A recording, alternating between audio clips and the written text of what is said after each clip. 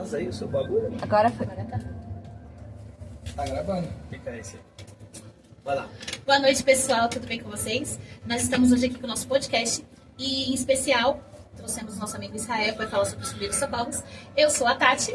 Meu nome é Daniel e hoje teremos surpresas para você sobre o assunto que estamos anunciando. Bom, estamos aqui hoje com o Israel, que é bombeiro.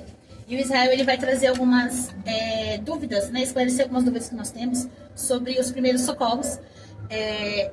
Nós entendemos o quanto é importante sabermos algumas maneiras de solucionar alguns problemas que acontecem em casa. Então, por isso que nós separamos algumas perguntas para fazer para o nosso amigo e ele vai nos dar algumas dicas bem legais. Boa noite, tudo bem? Prazer enorme estar aqui. Meu nome é Israel, meu QRA Santos e eu sou bombeiro civil. E é um prazer enorme estar aqui trocando essa figura com vocês, esclarecendo alguma coisa sobre o primeiros socorros. E a gente trazendo esse conhecimento para o pessoal de casa, que às vezes não tem muito essa informação pulverizada por aí. A gente divulgar isso, porque às vezes nem sempre o bombeiro ou o SAMU ou tem alguém com conhecimento de primeiros socorros por perto para poder ajudar, né, Tati e Daniel? Então, Verdade. a gente passando essas informações por esse canal aqui vai ajudar bastante o pessoal aí, tá? Essa é a intenção, ok? Bom, eu acho que para começar, a maior dúvida de nós professoras, que trabalhamos assim com creche, trabalhamos com criança, até mesmo as mães que estão em casa, sobre engasgamento. Porque eu acho que é o mais comum que, assim, pelo menos na minha profissão, na escola, o que mais nós temos medo que aconteça com as crianças é essa coisa deles se engasgarem quando estão se alimentando ou de terem algum refluxo enquanto dormem. Como proceder? Muito boa pergunta, extremamente pertinente, viu, Tati? Isso é algo que a gente chama, um procedimento que a gente chama de OVAC, obstrução de vias aéreas por corpos estranhos.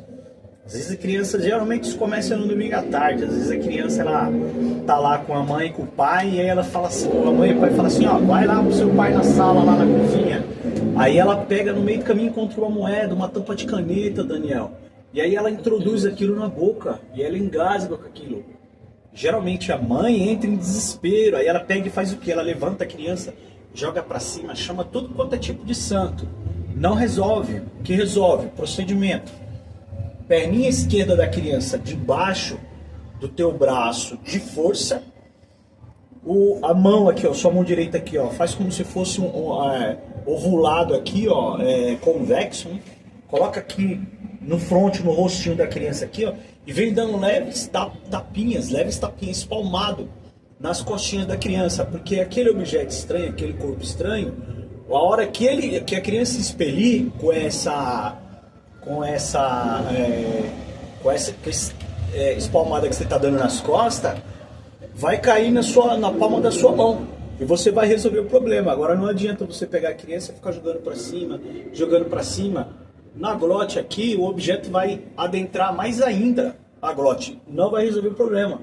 Ou seja, vai agravar o problema, não vai resolver. Então, a maneira correta é você virar o rostinho da criança, colocar aqui, a perninha aqui de baixo, dar leves tapinhas espalmadas nas costinhas dela e vai intensificando até você resolver aquele problema, tá? Se for objeto aqui, ó, um exemplo, tá mamando, tá dando mamadeira, mamando no peito, coagulou aqui, você vai ter que colocar a boca no nariz da criança ou puxar, ou colocar a boca na boca da criança e puxar, para você resolver o problema, porque nesse caso aí, você quando coagula aqui, bloqueia a ventilação, e a criança não tem ventilação. Essa é a nossa maior dúvida, né?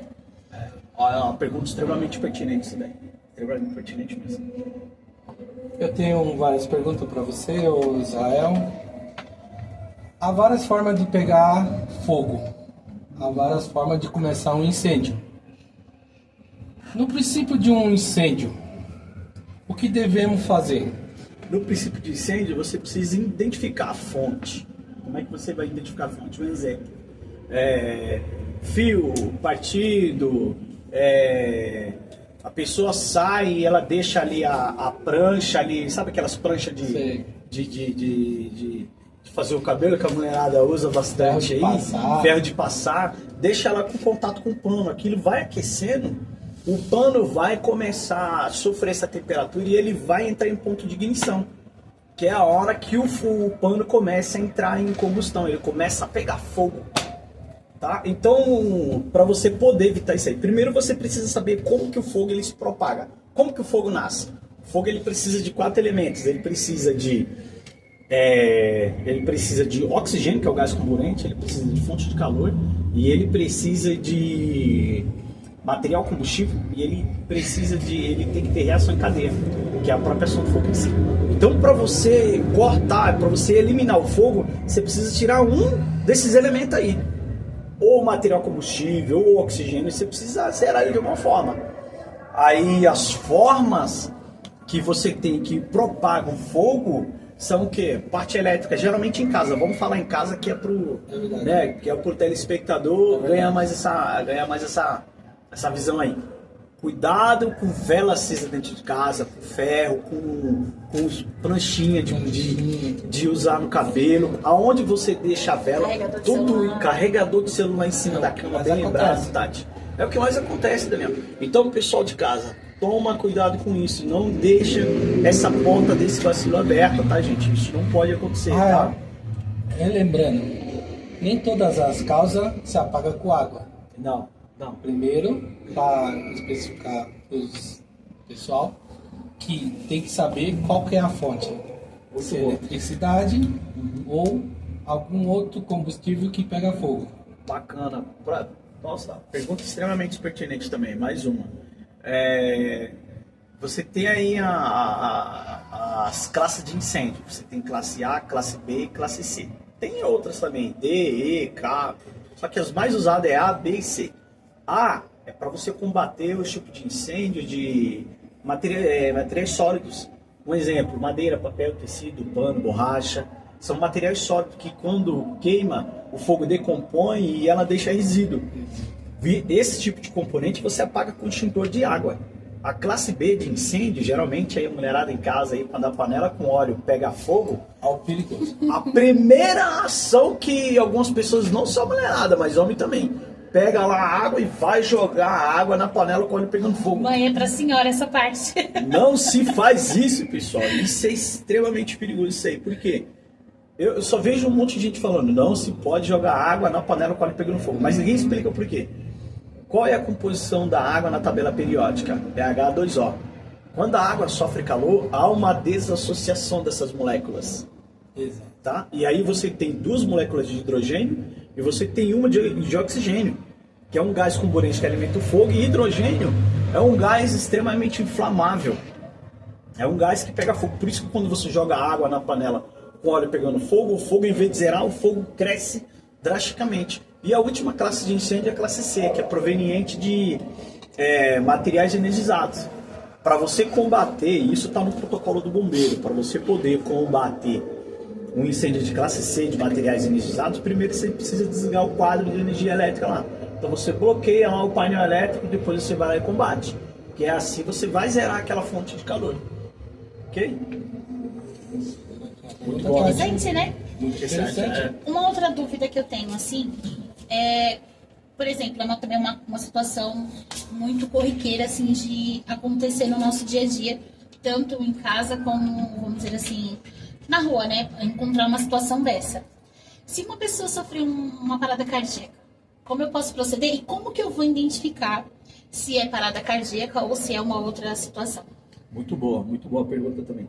Parada cardíaca, a gente chama isso daí de PCR. Então, como que isso funciona? Você precisa primeiro identificar, porque você não pode atropelar a frequência cardíaca. Um exemplo, a vítima está lá no chão, parada cardíaca. Não, você precisa primeiro identificar. E como que você vai identificar isso? Pulso carotídeo, pulso braquial. Não tem pulso carotídeo nem pulso braquial, ela não tem batimento cardíaco. E antes, no protocolo, tinha algo que a gente chamava de ver, ouvir e sentir. Que um desses procedimentos era você observar a expansão do tórax. Não tem expansão de tórax, a vítima não está com o coração batendo.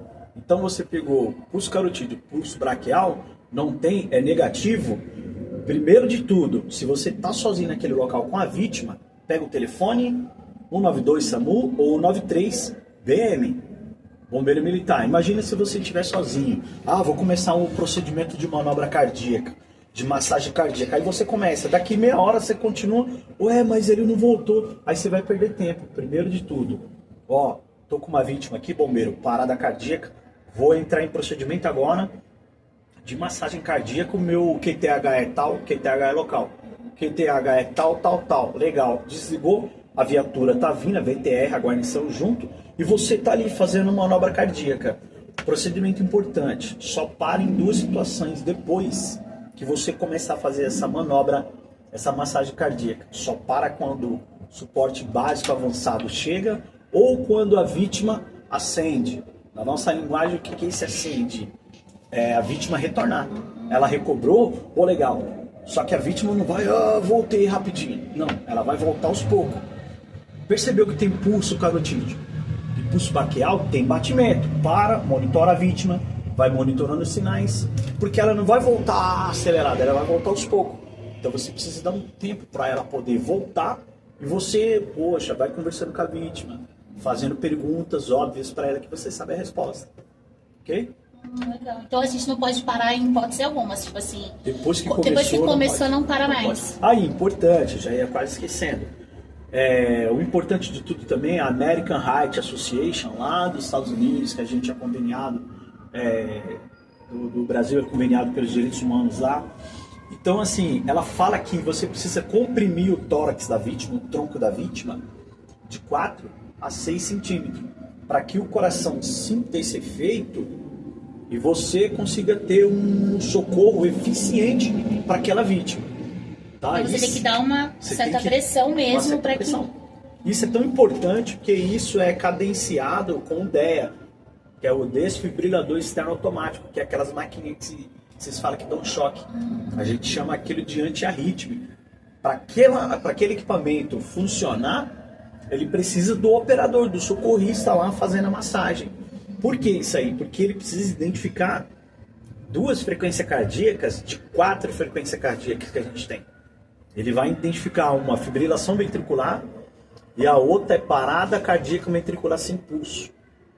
Uma dessas 2 ele identificando, ele vai liberar o choque para você ver como que esse procedimento de massagem é extremamente importante. E qual é a frequência? 30 massagens por 2 ventilações. 30 massagens por 2 ventilações. Até a vítima acender ou até o BM e o SAMU chegar. Esse é o procedimento. Legal. É vivendo e aprendendo, né, pessoal? Ô, Rael, voltando pelo assunto do fogo, qual o efeito que dá no corpo humano depois que são atingidos pelo fogo? Pelo fogo? Com certeza aí é calcinação, tá? Perdão aí.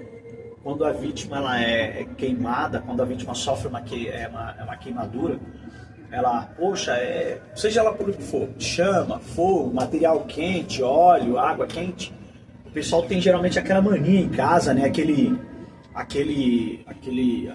brilho, né? Eles têm aquela sina de coloca pó de café, passa de dente, passa não sei o que, eu tenho uma pomada aí, o vizinho. Põe gelo. Perigoso. Perigosíssimo, por quê? Eu sou socorrista, a gente socorre vítima na rua. Eu não sou dermatologista. Quem é dermatologista que vai te passar, Daniel, o Tati, que vai te passar um remédio amanhã depois para curar da sua ferida, para tratar dessa ferida. Momentaneamente ali, o que a gente deve fazer para aliviar aquela dor da vítima? Água corrente, mais nada. Só água corrente, porque magoou aquela área do tecido humano. Epiderme, epiderme, enfim, são 3 áreas, hipoderme. Então aquilo dali vai ficar magoado, a vítima vai sentir bastante dor. Pega ela, corre, HP, PS, hospital, pronto-socorro, tá? E liga o pisca-alerta, você está em emergência socorrendo alguém, vai o mais rápido possível, tá? Agora no caso, queimou a vítima todinha, a vítima zerou, na nossa linguagem é QSA negativo. QSA negativo é óbito, a vítima entrou em óbito aí. Então assim, nesse caso aí não tem o que se fazer, é calcinação. Nesse tipo de caso, isso daí, quando a vítima não tem mais o se fazer com ela é se abstenha até a autópsia. Você não precisa de fazer autópsia. Vamos fazer autópsia para ver quais foram as causas da morte. Não precisa, morreu queimado. Tá? Então são 2 tipos, decapitação e calcinação lá. Ok? Interessante. Interessante, né? Tem uma dúvida também, de uma situação. Fica à vontade. Quando você falou agora sobre colocar produtos assim caseiros em casa, por exemplo, pó de café, pasta de dente, em caso de queimadura, o pessoal tem mania de colocar muita coisa também quando tem hemorragia, quando a pessoa se corta, que acaba acontecendo uma hemorragia. E eu vi na minha família, inclusive, teve casos de uma pessoa ou outra se cortar e a pessoa colocar açúcar. Fala assim, açúcar vai cortar. Pó de café. Vai cortar a hemorragia naquela hora. Como proceder no caso desse? Então, no caso de hemorragia, você precisa fazer algo que a gente chama de hemostasia. Você pega um pano, uma gás, de preferência limpo, e coloca por cima daquela ruptura no tecido humano. Você coloca por cima, a fim de bloquear aquela hemorragia, aquela vazão do sangue. Isso é algo tão importante que te arremete àquilo que a gente sempre fala, né? Nós temos 3 coisas importantes. Qual que são? Batimento cardíaco, sistema circulatório, que é o sangue correndo no corpo, e o retorno venoso. Essas 3 coisas são importantes a gente preservar elas. No caso de uma hemorragia interna, a gente só consegue zerar ela intra-hospitalar. Aqui fora ninguém consegue bloquear, tratar de uma hemorragia interna, só externa. Diga-se de passagem que recentemente teve um rapaz que casou e no dia do casamento dele ele morreu. Rael, como isso? Ele morreu assim, ele estava dançando e ele pegou uma taça, colocou no bolso, a taça quebrou e perfurou uma veia de grosso calibre. E ele teve uma hemorragia ali. E ele começou a colapsar pelo choque hipovolêmico, hemodinâmico. Ele começou a colapsar, sentindo aquela falta do sangue retornando. Cadê o sangue? Lembra que eu falei? Que é o sistema circulatório. Então, e ele zerou por conta disso. Aí o colega que conhecia um pouquinho de primeiro socorro fez assim, não, deixa comigo. Começou a fazer massagem cardíaca. Então é importante, você vê que a importância da análise primária, porque você vai tatear a vítima da cabeça até o pé, buscando o quê? Pontos de hemorragia.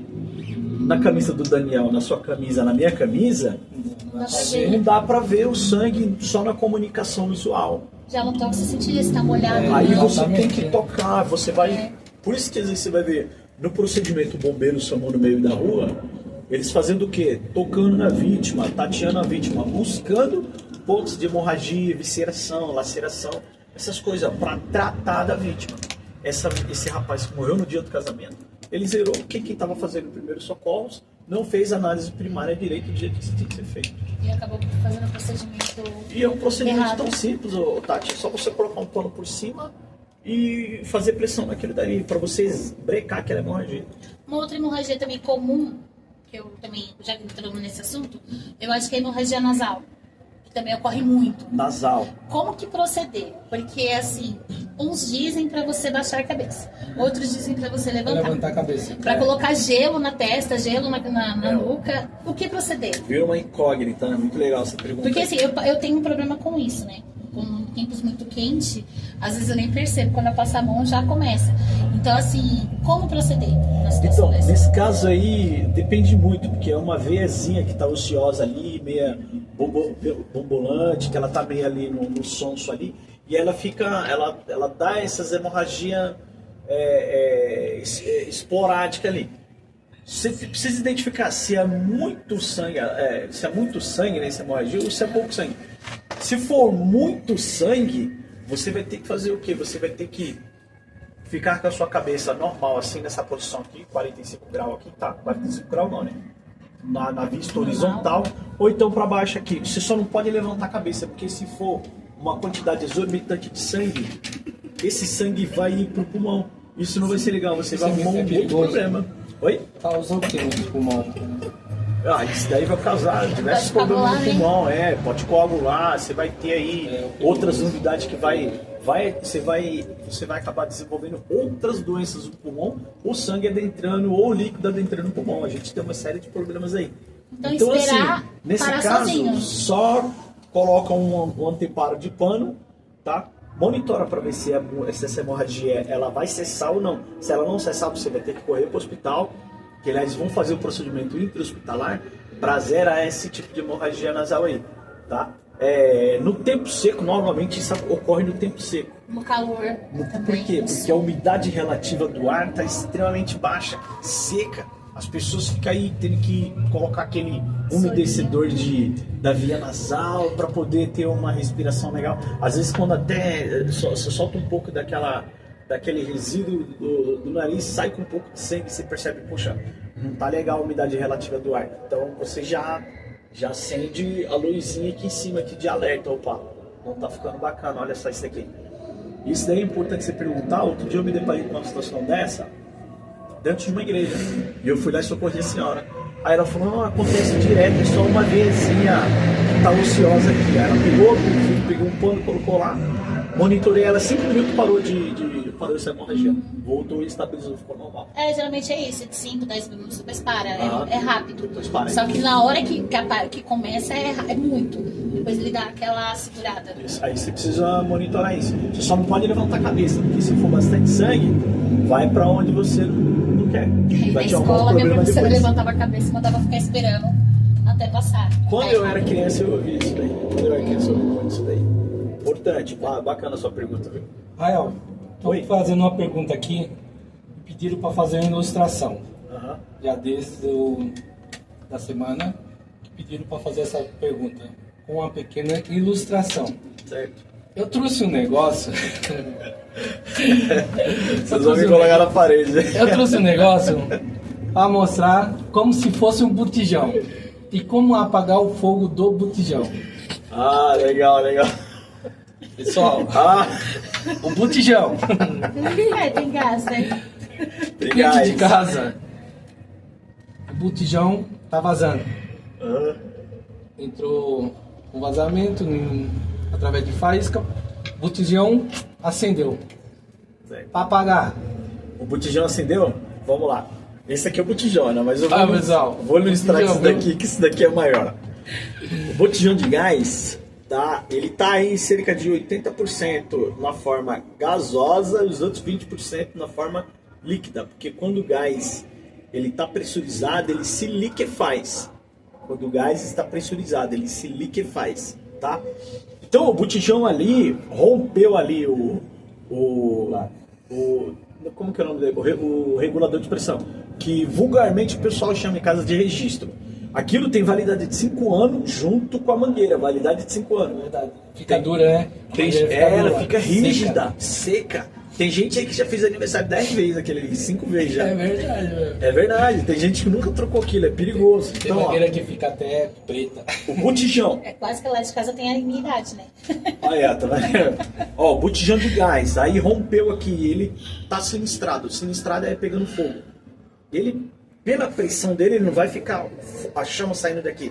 Vai ficar mais ou menos um gap aqui, um espaço. Você vai se aproximar com cuidado, observar se o espaço é fechado ou se o espaço é aberto. Porque se o espaço for aberto, o vento vai mudar essa lâmina de direção o tempo todo. Então você tem que estar se aproximando do botijão em chamas, sempre com comunicação visual para essa lâmina. Tá? Sempre a favor do vento e não contra o vento, porque senão a chama vai estar para cima de você.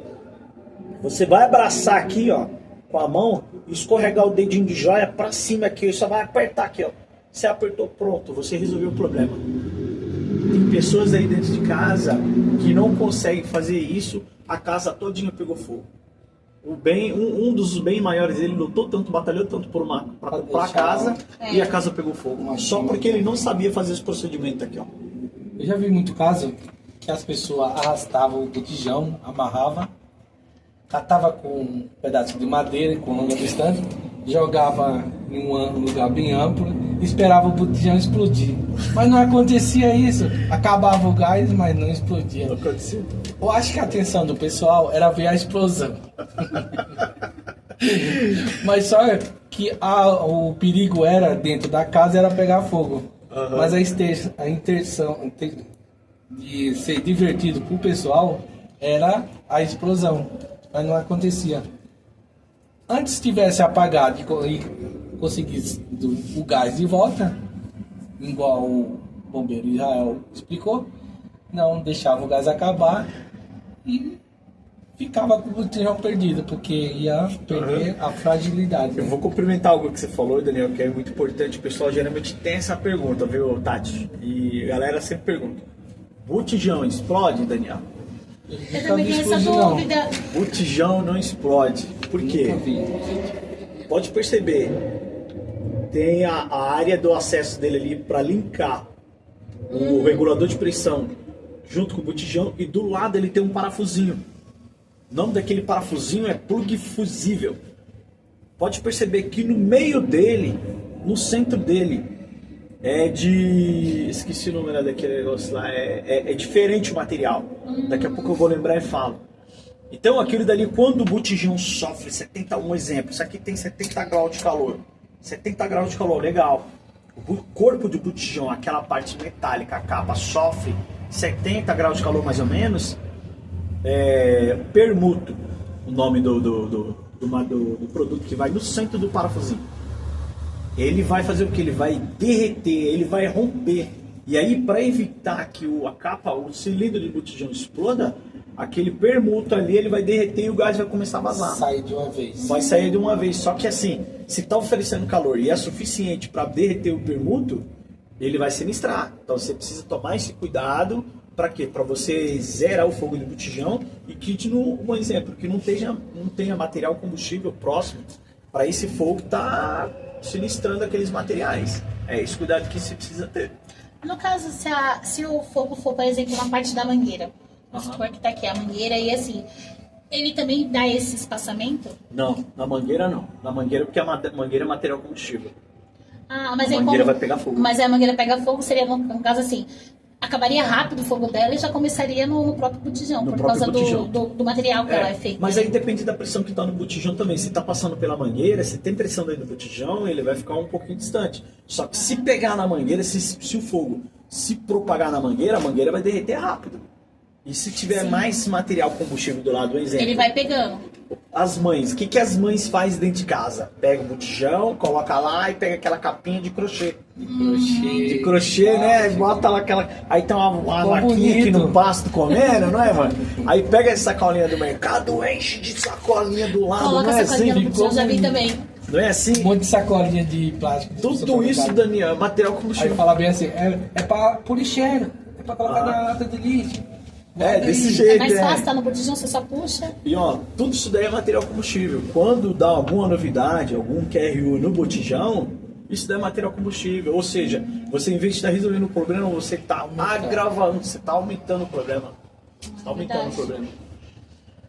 Rael, Oi. saindo fora da questão do fogo, Sabemos quando nós estávamos marcando essa data para poder fazer esse podcast com você, sabemos que você estava em um trabalho. Esse trabalho saiu fora desses dois temas que nós... Mas plantou a curiosidade em querer saber parte da química e do que você estava fazendo. Bacana, pergunta importante. Existe algo aí que é normatizado pela portaria 3.214 do Ministério do Trabalho e Emprego. E ela trouxe uma normatização e obrigatoriedade da NR33, que a gente chama ela de EPC, que é espaço confinado. Um exemplo, você entra dentro do espaço confinado e lá dentro está lotado de gás. Está lotado de gás inerte. Tem tudo lá dentro, só não tem oxigênio.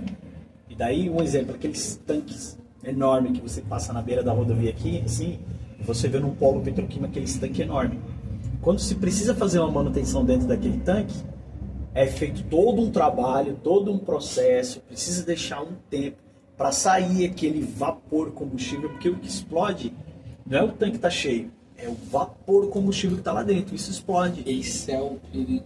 Esse é o invisível. É, o invisível. Então você precisa fazer todo um trabalho, você precisa colocar ar mandado, deixar mais ou menos de 1 semana, 2 semanas, para aquele vapor de combustível sair, porque senão o operador entra lá dentro.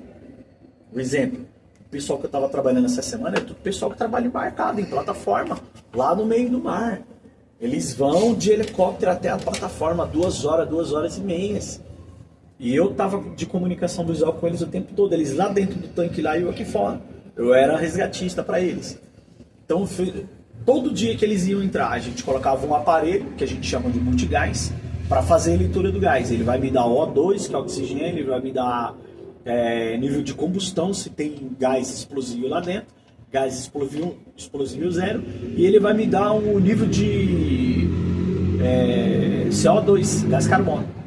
Ele me dando o nível de CO2, de gás carbono e de oxigênio, eu já consigo, e de combustão zero, eu já consigo liberar a pessoa para poder entrar ali dentro.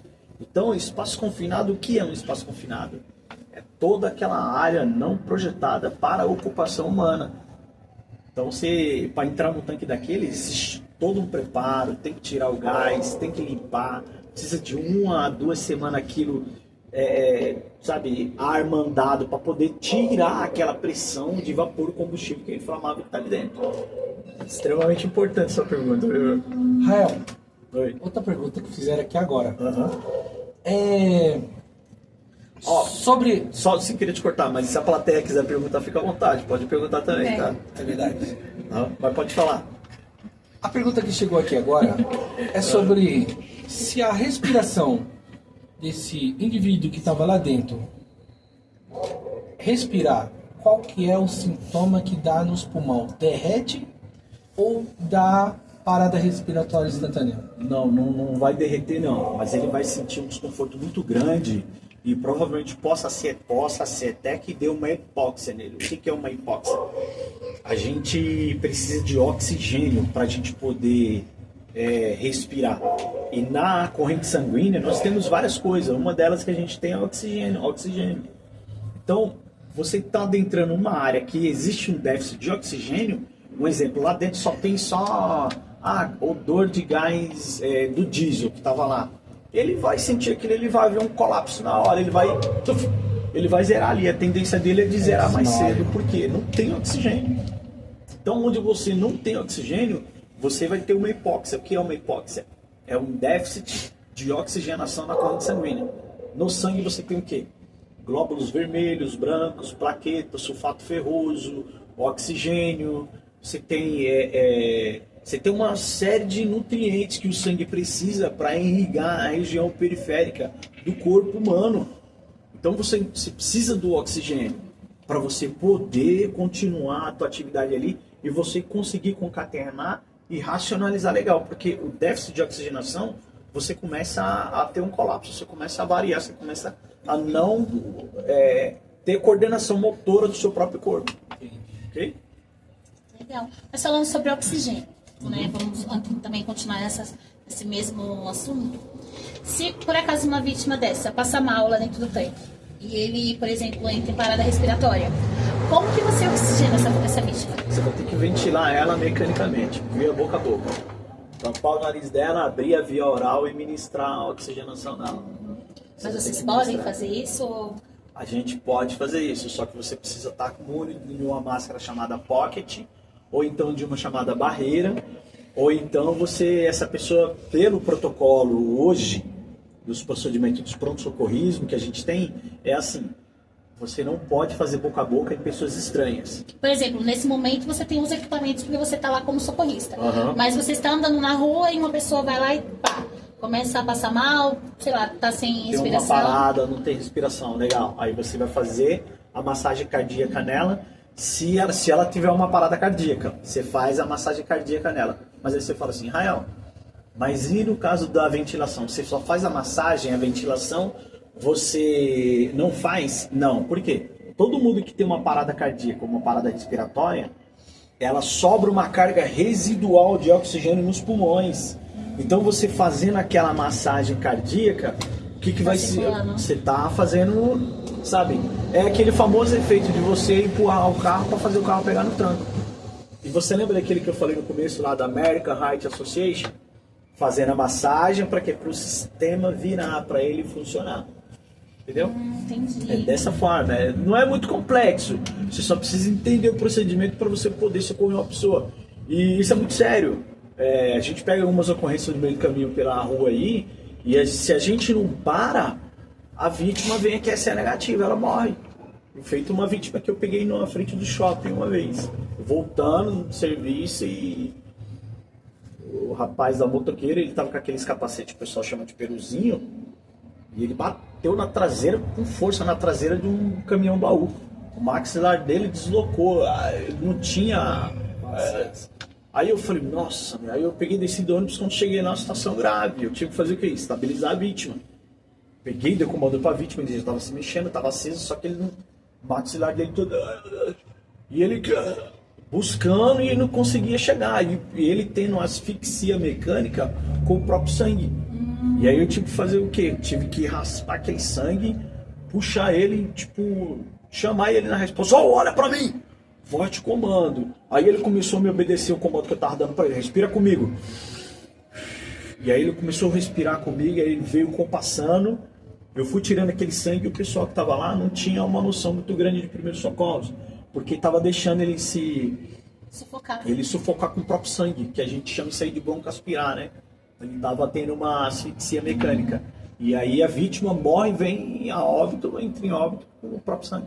A gente estabilizou a vítima e conseguimos dar um Já que você suporte falou para ele. de asfixia, o que aconteceria, por exemplo, no caso de uma pessoa que está tendo uma crise de epilepsia, essas coisas? Porque geralmente a pessoa convulsiona e ela solta aquela baba, né? Solta, produz aquela secreção. Isso. Assim. E aí o que fazer? Porque geralmente na época da escola o pessoal falava assim, enfia o dedo, puxa a língua pra língua não enrolar. E a gente fica assim, o que você faz numa situação dessa? Ó, primeiro que a língua ela não enrola, a língua ela é um músculo e ela vai relaxar e ela vai retroceder. Então ela não vai enrolar. Ataque epilético, epilepsia, sabe, essas crises convulsivas, essas coisas, só segura a caixa satélica da vítima, a cabeça. Se você perceber que ela está salivando, produzindo aquela secreção, vira a caixa satélica de lado, a caixa satélica da vítima de lado, e deixa essa secreção, aquela baba, escorrer, sair. Deixa aquilo estar livre, tá? Faça com que aquilo fique livre. Porque a gente chama isso daqui de vias aéreas. Tá? Isso aqui, ó, essa parte daqui até aqui é complexa, porque são dois caminhos que se cruzam. A oxigenação, que é a tua ventilação, e aquilo que você come e aquilo que você ingere, aquilo que você bebe. Tá? Então, isso são dois caminhos melindrosos. Ok? Então, nesse caso, não tem que enfiar nada dentro da via oral da vítima, absolutamente nada.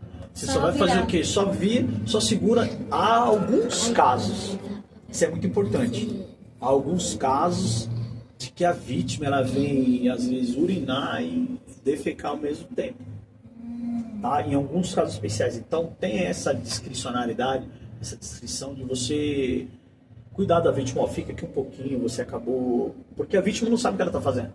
Ela não sabe. Então você precisa... Tem gente que A gente vive hoje num mundo complicado. O meu professor fala, o ser humano está se tornando muito chato. Então vai pessoas ver... vai fazer aquele... Entendeu? E somos seres humanos, já.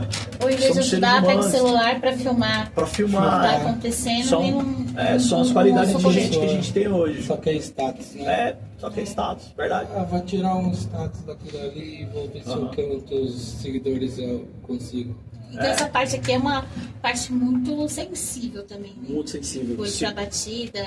Se cruza os dois caminhos, assim, ó, o oxigênio e aquilo que você come. Por isso que às vezes quando você bebe alguma coisa, quando você come alguma coisa, toma algum caminho, engasga, porque essa região aqui é complicada, é edema de glote, é bloqueio de glote, sabe, do nada você perde a oxigenação, a ventilação, então isso é muito complicado, essa área. Meu pai sempre tinha muita preocupação no caso dessa parte, assim, quando ele falava assim pra gente assim, vai comer um pastel, caldo de cana, vai comer algum lugar que é aberto, sempre prefira canudinho, para evitar, por exemplo, tá tomando no copo uma abelha, você engolir ela, que aconteceu um caso desse com um amigo dele.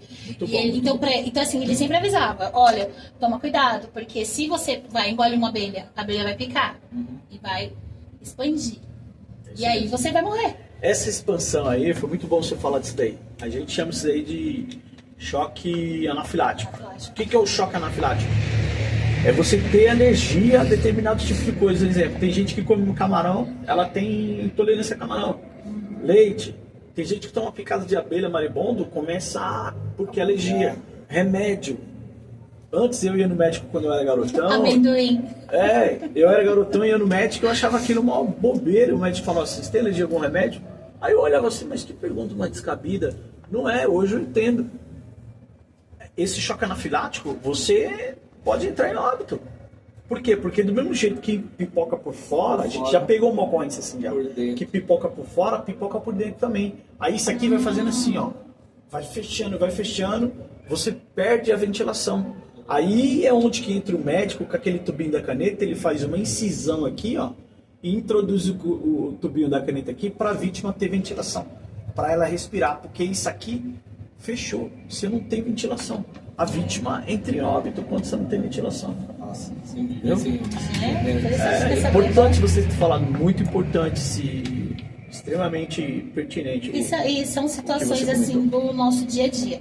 Então, hoje nós vemos isso em casa ou vamos ver na rua, mas assim, esse negócio da abelha assim, sempre fica na minha cabeça. Por exemplo, eu vou num lugar comprar alguma coisa, até água. Eu evito de estar no espaço onde elas estejam ou usar canudinho, porque eu tenho medo. Acho que talvez de todos os acidentes, o que eu tenho mais medo é esse desse choque anafilático. As barraquinhas de caldo de cana. As Aquilo lá me assusta, aqueles balde lá. Eu gosto, hein, Daniel, das barraquinhas. Ó, plateia, gosta aí das barraquinhas de caldo de cana? Vocês gostam, né? Um pastelzinho. Claro. Vocês gostam, né? Um pastelzinho, caldo de cana com limão, né? Eu também gosto daquele de lá, viu, Daniel? Com abacaxi. Olha só, fizeram uma outra pergunta aqui pra mim. Que tem uma empresa, a pessoa tem uma empresa. Só que a parte da segurança que faz extintores e sinalização de cores de cada indivíduo que representa a tubulação. Como separar a altura do que vai na parede, a que vai no chão, distância e as cores que vai nos canos. Hoje, na norma do bombeiro, existe pela IT 17 do Corpo de Bombeiro, que é a instrução técnica do Corpo de Bombeiro, ela é mandativa com relação à altura do extintor, no máximo aí de 1,20 a 1,50, mais ou menos assim. Então, assim, com relação às cores, o vermelho, existem alguns abrigos e algumas redes de hidrantes que por aí que são brancas, permitida pelo Corpo de Bombeiro, tá? Então não são todas que são vermelhas, algumas em especial você vai ver que são em brancas. Na portaria 3.214 que eu havia comentado com você, tem lá a NR chamada 26, que é a NR de sinalização. Ela vai tratar de cores. Um exemplo, dentro de empresa você vê faixa de pedestres, é branca. Você vai ver lá tubulação de gás, é amarelo. Você vai ver tubulação de água, é verde, ou verde, azul. Você vai ver tubulação do hidrante, é vermelho. Você vai ver proteções de máquinas, é amarelo. Então existe uma nomenclatura para isso, existe uma norma para isso daí. E o que você falou é extremamente importante também, Daniel. Por quê? Lembra, e diga-se de passagem aqui, você lembra daquela vez lá que aconteceu aquele fato lá acho que foi no Rio Grande do Sul, se eu não me engano, a Boate Kiss. Eu lembro. Sim. Então, lembro. Na Boate Fogos, Kiss, começou um show pirotécnico que ela pegou fogo em tudo. Morreu quase 300 pessoas, foi 250, 270, alguma coisa assim. E tudo garotada nova. E aí eu falo pra você assim, ó. Hoje as pessoas elas entram nos locais, em empresa, vai num shopping, vai num mercado e elas não se atentam às identificações de segurança, às placas de advertência, orientação. Elas não olham para a placa. Um chão que está pintado, uma seta que está indicando alguma coisa, elas não olham. Aí eu pergunto para você, tem aquelas placas de fotoluminescente que é obrigatório, T20 do Corpo de Bombeiros, instrução técnica, tá lá, não tem, tá, é obrigatório isso aí. Você tem uma plaquinha lá. Placa de fotoluminescente, aí tá lá escrito saída, e apontando uma setinha, saída. Eu vou perguntar para você, Tati, se você vê uma plaquinha daquela escrito saída, tá escrito saída aqui. Você vê ela lá na rua, você levantou de manhã para ir comprar um pãozinho de manhã, você vê uma plaquinha daquela escrito saída, caída no chão, você se agacha para pegar? Seja sincero. Uma placa caída no uma chão? Uma plaquinha, fininha assim, verde escrito saída, você se agacha para pegar? Eu acho que não, porque ela Não, teria né? serventia pra mim. Não vai ter Então, utilidade nenhuma pra você. É. Então, aí eu pergunto assim pra você. Quanto que valia essa plaquinha para aquele pessoal que tava lá no Botcase? Sim. Cada uma vida. Percebeu? Valia a vida, Daniel. Por quê? Você percebeu que o ser humano fica trocando valores por preço o tempo todo? É verdade. A sua vida tem valor. Preço é outra coisa. E não tinha uma pessoa treinada com relação ao combate a incêndio, não tinha brigadista, não tinha um bombeiro civil lá. O segurança travaram a porta achando que todo mundo queria sair Sem pagar. sem pagar. Pessoas foram pisoteadas. Morreu uma geração inteira ali só por conta de que não obedeceram o que está no disposto da norma. O legislador trouxe isso de maneira expressa, catedrática, religiosa. Tem que ter local que ostenta grande população flutuante, fixa de pessoas. Você tem que ter pessoas treinadas, um grupo chamado que é a Brigada de Incêndio, bombeiro civil ou bombeiro militar dando um apoio ali para aquele evento, o SAMU. Você precisa de ter, porque senão acontece de novo a Botcase no nosso solo brasileiro, que é o nosso solo sagrado. E as pessoas às vezes não conseguem enxergar esse tipo de coisa. Entendeu? Identificação. Você vê como que isso é importante, a identificação. A sua pergunta foi, nossa, riquíssima a sua pergunta. Fica à vontade, Tati, né? Pode perguntar. Eu acho que seria legal você dar só uma recapitulada sobre uma coisa. Pode falar. Cortada. Você edita. Ah, gente, quase no final, né? Sacanagem, né? Não dá pra editar com essa música de fundo. Vai ficar de banco. É. A música de banda. Aí, foi embora aí. Vai ficar de banco. Olha mais um pouquinho. Vai lá. Israel tá muito alta ainda. Minhas perguntas já é. Tá muito Acabou alta. Ela falou que queria perguntar. A minhas também, mas eu vou fazer uma recapitulação só dos Ela falou que queria principais. perguntar. Pronto. Já passou. Já Já passou passou. o quê? Ela. Ela. Caldo de cana. Pronto, vamos lá. Vai. Então agora a gente podia assim, pedir pra você só dar uma recapitulada. No caso de queimadura, o que eu faço? Queimadura, água corrente. Nada mais. Hemorragia. Isso tá no procedimento. Sim. Pronto-socorrismo, tanto no SBV, HTPLS, APH, APH tático, tá no procedimento, isso daí. Nada de, pasta de dente, que pasta de dente tem um flúor, né? Dá aquela sensação de frescor. Não, porque o Parece que é que primeiro pipoca socorros? mais depois, né? Você tá gravando, é isso que eu te falo agora, o que é primeiro socorros? Primeiro socorros é você tentar evitar a morte da vítima, tentar evitar o agravamento das lesões e tentar diminuir a dor da vítima.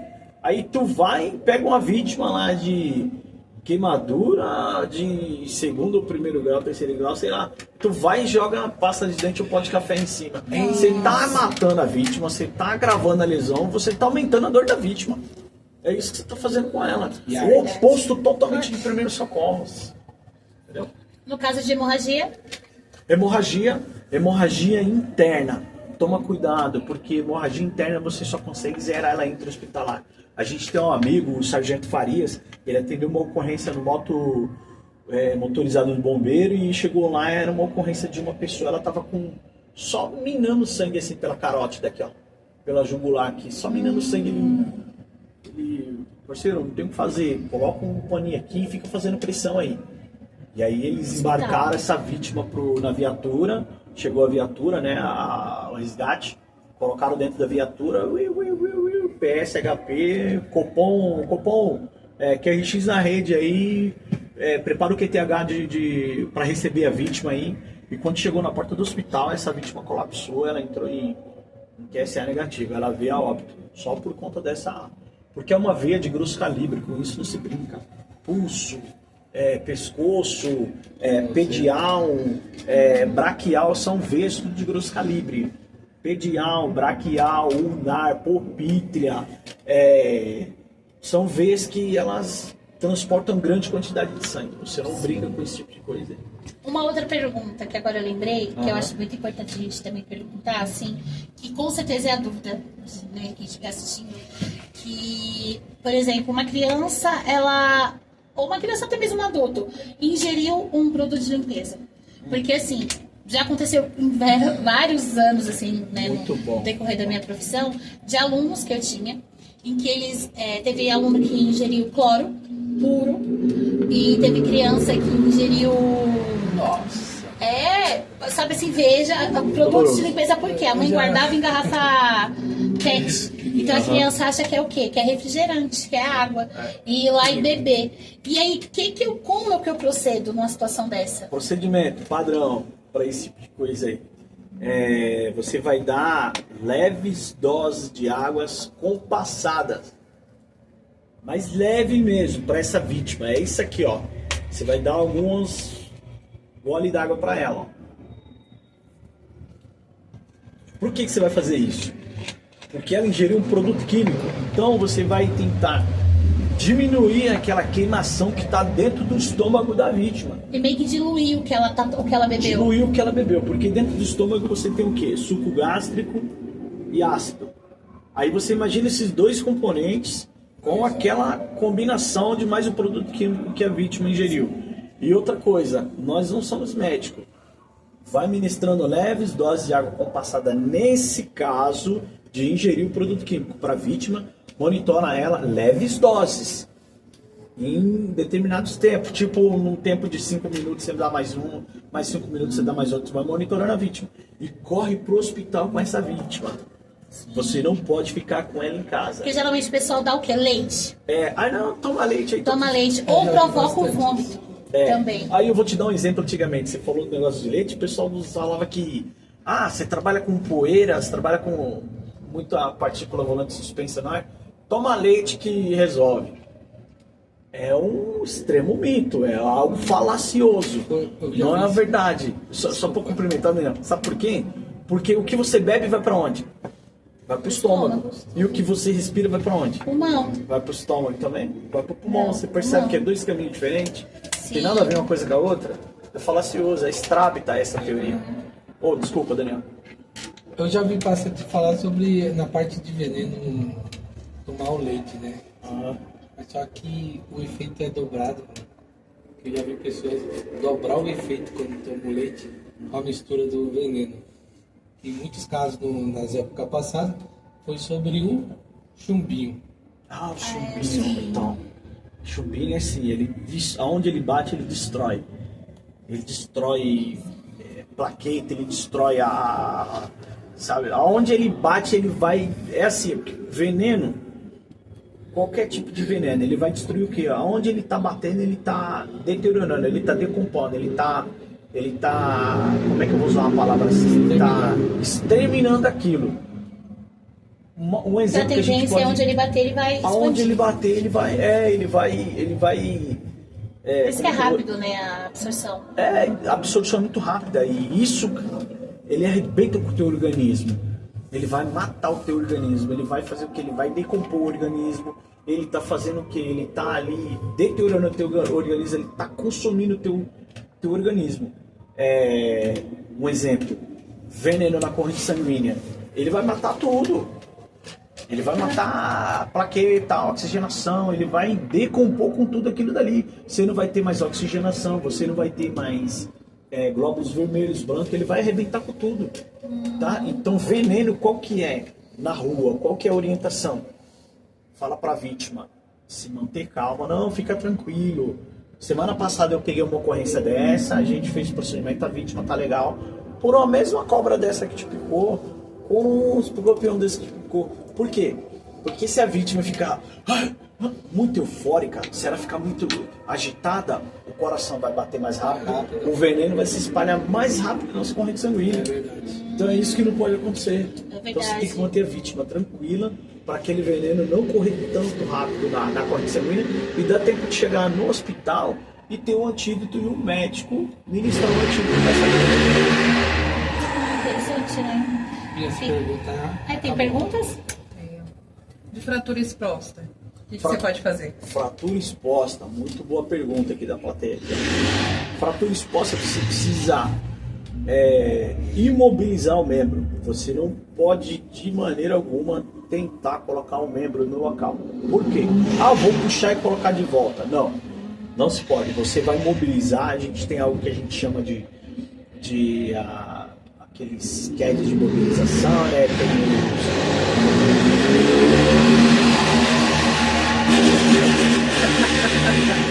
Vai ter que cortar. Então, no caso de fratura exposta, você vai mobilizar do jeito que você encontrar a vítima. Você não pode tentar, vou colocar no lugar. Então, uma que é o osso, ele já teve contato com a atmosfera aqui fora. Então, o que aconteceu? Já contaminou. Então, para fazer essa asepsia, é só intra-hospitalar. O médico vai fazer essa asepsia e você precisa tomar muito cuidado. Por quê? Porque do pé até a cabeça a gente tem vários pontos de veia de grosso calibre.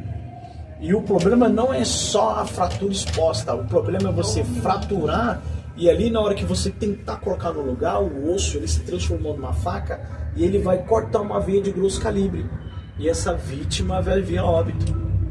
Entende? Então é você mobilizar daquele jeito e o médico vai fazer o procedimento dele lá. O que a gente faz na rua? A gente prepara a vítima para o médico receber. É isso que a gente faz. A gente zera uma hemorragia, imobiliza um membro, a gente para secciona um sangramento ali, a gente faz uma massagem cardíaca, a gente usa o DEA, o SAMU tem o procedimento invasivo na vítima, de ministrar remédio, choque, por isso que no SAMU tem um médico, para ele poder fazer isso, ter um procedimento mais cirúrgico na rua e você atender a vítima de uma melhor forma. Mas em caso de fratura, jamais você pode tentar colocar um membro no local, porque às vezes a gente não conhece o fator da anatomia humano e a gente tenta fazer algo para querer colocar ali no local. Uma que você corre o risco de você romper uma veia de grosso calibre e vasos sanguíneos, vai sangrar muito. Então aí segue aquela teoria, o que é primeiro socorro? Tentar evitar a morte da vítima, o agravamento das lesões e tentar diminuir a dor da vítima. Se você fizer o oposto disso, está matando a vítima. E um outro fator, no caso de fratura, muito cuidado com isso, porque o caso não é só a vítima ter fratura.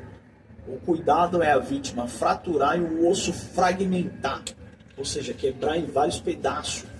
Quebrou em vários pedaços, vai ter popinho, plaqueta, e nessa movimentação que você vai precisar mexer com a vítima, existe uma imobilização que a gente chama ela de a cavaleira. A gente tem a cavaleira, monobloco, 180 e em pé. A gente imobiliza as vítimas. Para quê? Porque às vezes você vai chegar lá numa condição com essa vítima, ela não vai estar lá toda bonitinha no local do acidente para você chegar e colocar a vítima em cima de uma prancha. Ela não vai estar. Ela vai estar toda, fora da posição que a gente chama anatômica. Parei. Porque senão o funk continua. Depois corta lá. Oi, Daniel. Uma curiosidade.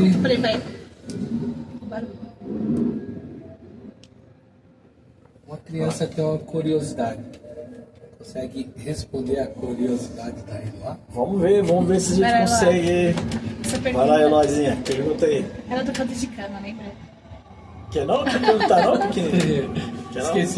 Esqueceu. Faz alguma pergunta, pessoal? Não, com vontade. Enquanto não. Tá com vontade. Bom, então... Acho que só isso. Beleza. Quer perguntar Já sobre tem, alguma já deu... ocorrência na rua que me marcou, alguma coisa assim? Depois a gente tá lá. Bom, então assim, nessa parte dos prontos do... Primeiro socorro. Bom, então nessa parte dos primeiros socorros, eu acho que assim, sanou uma boa parte das nossas dúvidas. Eloá tem uma pergunta? Pode fazer a pergunta. Então, pode ser qualquer bicho que pode entrar na bebida que vai tomar? Pode ser qualquer bicho que entrar na bebida. Tipo, não só abelha, mas não uma só formiga, abelha. alguma coisa assim pode causar isso também? Ou... Assim, Você precisa tomar cuidado com aquilo que você está tomando. Porque qualquer bicho pode vir voando e cair dentro do seu copo. Você não vê e tomar ali. Tem bichos aí muito sujos por aí, né? Barata mesmo é um bicho muito sujo. Agora sim, antigamente, na época do meu pai ele tinha doença de Chaga. Porque o besouro barbeiro ficou lá e deixou lá o que não devia. E isso acontecia muito antigamente, porque o besouro barbeiro ele era encontrado nos canaviais, em canas. E aí o que acontecia? O rapaz está lá, moedor de cana, você vai, vou tomar um caldo de cana ali. E o rapaz não tem aquela cuidade toda, ele vai lá, bota para moer, o bicho vai junto, você tá tomando o bicho ali. Verdade. Então esse era um tipo de problema que acontecia muito. Uma época que também o pessoal tava comentando, há uns 4, 5 anos atrás, que era no açaí, né? Açaí? No açaí também, que o açaí tava vindo contaminado justamente com esses bichos. Açaí uma época aí que o açaí tava perigoso. Tava. E assim, então, mudando um pouco agora do nosso foco, mas não saindo, né? Eu gostaria que você falasse pra gente assim, tem alguma situação que você vivenciou na sua profissão que te marcou, que você fala assim, nossa, essa ocorrência foi assim a que mais me marcou? Teve. Não foi bem uma ocorrência assim, não foi, né? Eu tava voltando da igreja e eu percebi que tinha muito trânsito fora do comum. Eu falei, aconteceu alguma coisa aí na avenida. Aí eu estacionei o carro, fui dar a volta. Quando cheguei lá, tinha uma novidade lá. Qual era a novidade? Um motoqueiro caído no chão, um antebraço quebrado e o nardo radial aqui parece que virou, porque o braço dele ficou ondulado assim, ó. Eu nunca tinha visto aquilo. E eu parei e falei, amigo, eu vou te socorrer, vou estabilizar você, tá bom? Peguei ele, coloquei ele, que é algo que a gente chama de posição anatômica. O braço não deu pra fazer muita coisa, porque ele sentia muita dor. E eu comecei a derrimir algumas coisas com ele ali, comecei a fazer aquele primeiro atendimento com ele. Ele estava aceso, consciente, bateria de pergunta nele, ele foi respondendo, legal. Só que aí ele me falou, eu falei, por que o rapaz te atropelou? Porque ele falou que veio um carro por trás e bateu nele. Aí ele me falou que ele, numa discussão de trânsito, o namorado da menina pegou, desceu do carro e agrediu ele. E aí ele entrou dentro do carro de novo e saiu, se evadiu. Ele veio com a moto seguindo o rapaz, pegou ácido que ele tava na moto e jogou na garota. Começou a queimar a garota toda. E aí foi por isso que o rapaz bateu atrás dele. Aqui, descendo da frente da pizzaria Bambini. E aí eu atendi a ocorrência e falei, cara, por que você fez isso? Ele falou, foi discussão de trânsito. E aí veio uma viatura. Tava lá também ou já tinha sido socorrida? A moça desceu, o namorado dela pegou ela e foi correndo pro hospital. E aí veio uma viatura, a gente passou esse QRU para eles. Eles falaram, a gente vai escanear no hospital. Chegaram lá, escanearam no hospital. Veio outra viatura, veio acompanhar a ocorrência nossa ali. E quando essa viatura estava ali, aqui estava no hospital, passou via rádio, que a garota estava toda queimada, toda... Nossa. Sabe, sérias lesões por causa do ácido que aquele motoqueiro tinha jogado ela. E eu olhei pro rapaz assim e falei, a polícia vai te dar voz de prisão por tentativa não, por lesão leve, grave ou gravíssima. E aí chegou o SAMU, levou a vítima embora, esse motoqueiro. No outro dia eu encontrei um rapaz que estava me ajudando lá, que eu pedi ajuda para ele, né? Eu recrutei ele, falei, me ajuda aqui, faz isso assim comigo. Aí eu perguntei para ele, o que aconteceu daquela situação de ontem? Ele me falou assim, o policial deu voz de prisão para ele por tentativa, ou seja, tentativa de homicídio. Então isso me marcou bastante. E uma outra ocorrência também que eu estava indo, era de madrugada lá para Bragança Paulista. Estava de serviço e chegou no meio do caminho, quase que eu colidi na traseira da Fernão Dias com o troncamento da Dom Pedro. Quase que eu bati na traseira de um caminhão, de madrugada. Tava de noite, local ermo, mato para um lado, mato para o outro, só ponte, estrada e um caminhão parado no meio da estrada. Apagado. O pisca-alerta ligado, só que tava tão sujo que você não conseguia enxergar. A comunicação visual era muito, era bem humilde. E aí eu desviei assim no susto quando fui ver, na frente dele tinha um motoqueiro todo ensanguentado, a moto por cima. E eu estacionei o carro lá na frente, voltei rapidamente e falei assim, você atropelou ele? Ele falou assim, não atropelei, eu não cheguei, ele já tava. E aí a gente estava numa rodovia, 100 por hora, limite de velocidade alto. Eu falei, olha, conversei rápido com o motoqueiro, Porque se eu ficasse ali tomando conta dele, ia morrer eu, ele e o motorista do caminhão. O motorista do caminhão não tinha cone, não tinha tanta malícia assim. Eu falei, você consegue ficar com ele aqui? Consigo. Eu falei, você tem cone? Ele falou, não tenho. Aí ele falou assim, você tem triângulo? Ele falou, tenho. Eu falei, então você vem comigo, pega o seu triângulo, vai até lá onde eu tô e você me deixa o triângulo lá e volta para ficar com ele. Tá bom, eu fiquei avisando os carros para desviar, porque isso é muito segura, é muito importante, você tomar conta da segurança da cena primeiro. Porque senão você acaba virando outra vítima ali no meio. E as pessoas elas não têm essa noção. O CONTRAN, que é os órgãos responsáveis do trânsito aí, ela tem uma resolução, que é a resolução número 36.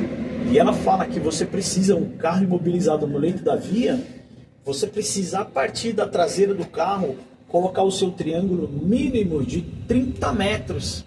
E você vê as pessoas colocando, quando o carro mobiliza na rua, 5 metros. Ou seja, o limite de velocidade da via é 80 a 100 por hora, está 5 metros a partir do seu carro, na hora que o outro condutor da via tem comunicação visual, não dá tempo de parar. Fechar os olhos. Então, ou seja, as pessoas não têm essa malícia, elas produzem risco para si.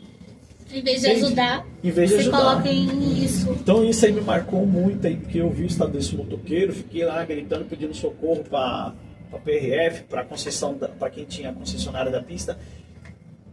20 minutos no máximo eles chegaram, nossa, eu dei graças a Deus, porque ali foi um momento de tensão muito grande. Não tinha ninguém para ajudar, os motoristas passavam te xingando. Ai, seu abençoado, seu filho da benção, seu não sei, só aqueles palavrão carinhosos. E quando chegava um pouco na frente, eles iam entender, não, o rapaz estava me dizendo isso aqui. Então, assim, brasileira, né? Você já viu como é que são as coisas, né? Mas é bom. Mas é bom você relatar essas situações, porque acho que deixa a gente com um alerta de como proceder num acidente. E sobre o trânsito, evitar-se a discussão. Porque nesse caso, o rapaz que começou e quem sofreu a consequência foi a moça que estava de carona, né? Então a gente tem essa noção assim que nós não sabemos quem é o outro, o que o outro carrega. Por exemplo, ele poderia estar carregando uma arma também, em vez de ser só um ácido ou algo pior. Então, assim, eu acho que fica um alerta, né? Pra quem tá assistindo, a evitar esse tipo de situação, né? Tentar ser um pouco menos sanguíneo, assim, ser mais tranquilo. E... menos calórico, né? Ser mais sensível, né? Seja mais sensível. Não xinga, não. E... porque, assim, a gente pensa nessa situação de não xingar, porque uma vez aconteceu comigo, eu tava com uma amiga, e ela xingou o rapaz que tava com uma van parada. E ela só xingou porque assim, tava demorando muito, então ela acabou xingando. E eu falei pra ela assim, mulher, não faz isso. E ela xingou, disse que ela xingou, ele deu uma fuga atrás da gente, pra pegar a gente, pra bater. E ele tava sozinho no carro, e eu lembro que a nossa salvação foi um bar que tava aberto. E eu só lembro de falar pra ela assim, desce do carro. A gente saiu de dentro do carro e correu pra dentro do bar. E ele já saiu do carro dele com um pedaço de pau pra bater. Ele sabia que ela era mulher. Mesmo assim, ele desceu. E na hora que ele desceu, o que nos salvou foi os rapazes que estavam dentro do bar. E 2 viaturas que viu a perseguição e veio atrás, achando que era furto, alguma coisa do tipo. E quando o policial chegou, ele alegou que ela tinha batido no carro dele. E eu lembro de falar assim, não, ela não bateu no carro dele, ela xingou ele. E aí o policial falou, e só por isso ele fez isso? E ele escondeu, né, lógico, a madeira. E eu falando, não, ele queria bater com a gente com aquela madeira que ele tá ali. E aí o cara ficou assim, sem reação, né? Aí o policial segurou ele, deixou a gente ir embora e depois liberou. Tipo, não teve ocorrência, não fizeram ocorrência da situação. Mas isso ficou pra mim como um alerta de não fazer esse tipo de situação. Tipo, ela poderia ter esperado o cara sair ou ela ter simplesmente virado e ido por outro caminho. E evitaria, né, uma situação dessa. Hoje existem muitas pessoas armadas com arma de fogo, né? Então você precisa evitar a discussão no trânsito, releva, tudo bem, vamos embora. Porque o número de pessoas armadas, embora tenha um estatuto de desarmamento aí em vigor, mas as pessoas não respeitam. Você entra pela porta da delegacia lá, em pleno ato de delito flagrante, tá armado com arma de fogo, legal. Daqui 2 horas você sai pela porta da frente da delegacia. É verdade. Tá desse jeito, então... E você vê que as pessoas estão estressadas por pouca coisa, porque ela ultrapassou a van e quando viu o negócio já aconteceu desse. Então, bom, eu acho que assim, Salvamos essas dúvidas, né? Em boa parte, vocês têm alguma pergunta? Plateia. Não. Não? Então, assim, a nossa ideia, essa é a nossa ideia do nosso podcast, é de trazer, assim, algo que seja que nós possamos fazer, assim, que seja de serventia para os nossos amigos, para as pessoas que podem estar assistindo, né? De ajudar, porque muitas vezes nós temos dúvidas que não conseguimos acessar em qualquer lugar. E um outro ponto também que nós pensamos nesse podcast também é de trazer coisas sobre a nossa fé, né? Como no caso nós somos da Assembleia de Deus, que possamos, assim, talvez numa outra oportunidade, né, trazer o réu e ele falar um pouquinho, assim, como que é ser cristão e ser bombeiro. Segunda etapa. É uma segunda etapa, assim, para explicar. Porque é interessante isso, como é que a gente atrela a nossa profissão à nossa religião. E é isso, né? Se você quer falar mais alguma coisa. Importante. Olha, eu só gostaria de agradecer mesmo. Gostaria de agradecer vocês aí pela oportunidade aí, a gente passar um pouco desse conhecimento. É muito pouco a área de primeiros socorros e combate a incêndio. É vasta, é enorme, a gente nunca sabe tudo. Esses pouquinhos de conhecimento que a gente tentou impetrar aqui não resolve tudo. A gente tem que estar, ainda mais com o advento da tecnologia, a gente sempre tem que estar buscando, sempre tem um fato do novo. Então você precisa estar buscando coisas novas, acompanhando a evolução, para você não ficar para trás. Se você ficar para trás, você não sabe como se defender, você não sabe como agir, você não sabe como proceder naquele caso ali, tá? Hoje, quer ver um caso que a gente sempre fala, a gente que é da área de prevenção, hoje não é mais obrigatório o uso do extintor no carro. A gente que é da área da prevenção continua falando, pessoal, continuem usando o extintor devidamente em prazo de validade no seu veículo, porque se dá um sinistro, você tá com o seu extintor que você consegue zerar. Tá? Esse é o meu recado aí. E, com relação ao primeiros socorros, busquem conhecimento, busquem saber, sabe, busquem informação fidedigna, busca você se orientar com relação àquilo, porque uma coisinha que você sabe faz a grande diferença aí na hora de você socorrer a pessoa. Não é verdade. Ok? QSL, Daniel? Obrigado, Danielzão, Israel, obrigado aí, Deus abençoe. por ter vindo Tamo junto. aqui responder nossas dúvidas, nossas perguntas. Isso é um prazer. E alguns pessoal que ligaram e deixaram suas perguntas para fazer para você. Maravilha, foi top. Agradecemos. Foi top. Tati, obrigado aí mais uma vez aí. Nada. Deus abençoe. TKS pra vocês aí, tá? Fiquem com Deus e tamo junto. É Precisando. isso aí. E logo nós iremos trazer para vocês o nosso próximo tema do podcast, ou de pessoas que iremos estar convidando, né, para estar aqui com a gente para poder trazer novos assuntos. Se prepare, pode ser você. Isso aí. Vai ser, hein? Valeu. Fechou? Ah, já fechei aqui. Caramba! Gente, deu muito tempo. Vai cair o negócio aí. E aí, que é